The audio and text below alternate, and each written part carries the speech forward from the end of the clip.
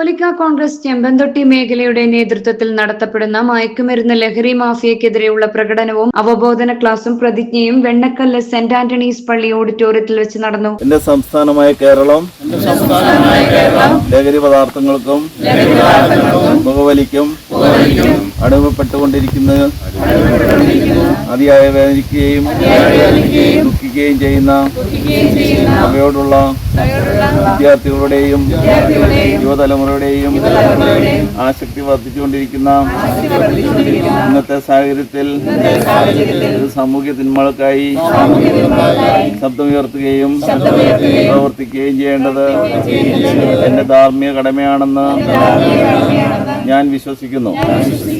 അവബോധന class സംഘടിപ്പിച്ചുകൊണ്ട് ഇടവക വികാരി മാത്യു കൂറുംപുറത്ത് ഉദ്ഘാടനം ചെയ്തു. ലഹരിയെ കുറിച്ച് എന്തെങ്കിലും സംസാരിക്കാം എന്ന് ഞാൻ വിചാരിച്ചു.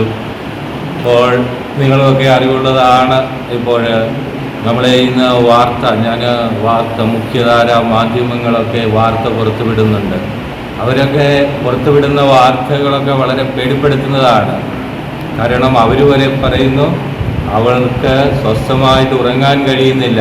കാരണം എന്താ, ചിലപ്പോൾ അവരെ അടുത്ത് തന്നെ ഇല്ലെങ്കിൽ കുടുംബത്തിൽ നിന്ന് പുറത്തു പോയിട്ട് വരുന്ന മക്കള് അപ്പന് അങ്ങനെ ലഹരിയിൽ അടിപ്പെട്ടു പോയേക്കാമെന്ന് സംശയമുള്ളവരാണ് ഇന്ന് കേരളത്തിലെ അധികം കുടുംബങ്ങൾ. ഒരു മുഖ്യധാര മാധ്യമമൊക്കെ അങ്ങനെയെങ്കിലും വാർത്ത റിപ്പോർട്ട് ചെയ്യണമെങ്കിൽ ഇതിൻ്റെ ഭീഷണി എന്തുമാത്രം എവിടെയെല്ലാം എത്തി നിൽക്കുന്നു എന്നുള്ളതാണ് നമ്മൾ അതേക്കുറിച്ച് വിശകലനം ചെയ്യുമ്പോൾ മനസ്സിലാകുന്നത്.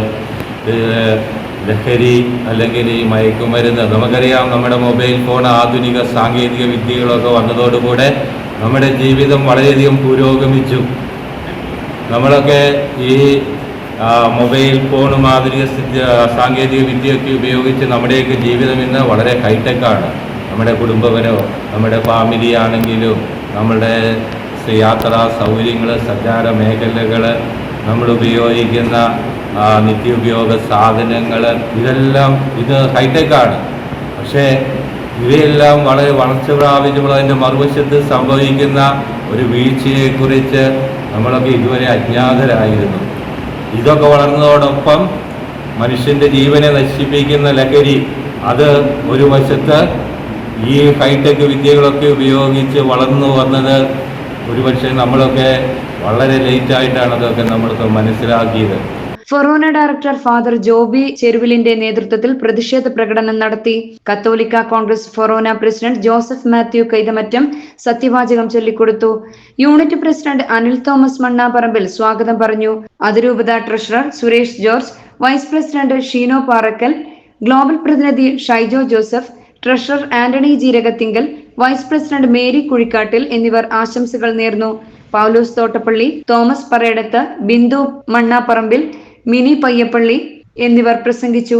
സെക്രട്ടറി ഷാജിമോൻ കളപ്പുരയ്ക്കൽ നന്ദി പറഞ്ഞു. മയക്കുമരുന്ന് വിൽക്കുന്നവരെയും അത് ഉപയോഗിക്കുന്നവരെയും സമൂഹത്തിൽ നിന്നും ഒറ്റപ്പെടുത്തണമെന്നും യോഗം വിലയിരുത്തി.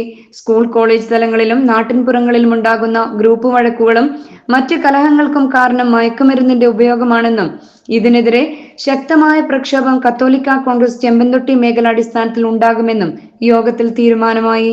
പോലീസ് ഡിപ്പാർട്ട്മെന്റുമായി സഹകരിച്ച് കത്തോലിക്ക കോൺഗ്രസിന്റെ എല്ലാ യൂണിറ്റിലും ഒരു സ്ക്വാഡ് രൂപീകരിച്ച് പൊതുരംഗത്ത് ഇറങ്ങുവാനാണ് തീരുമാനം.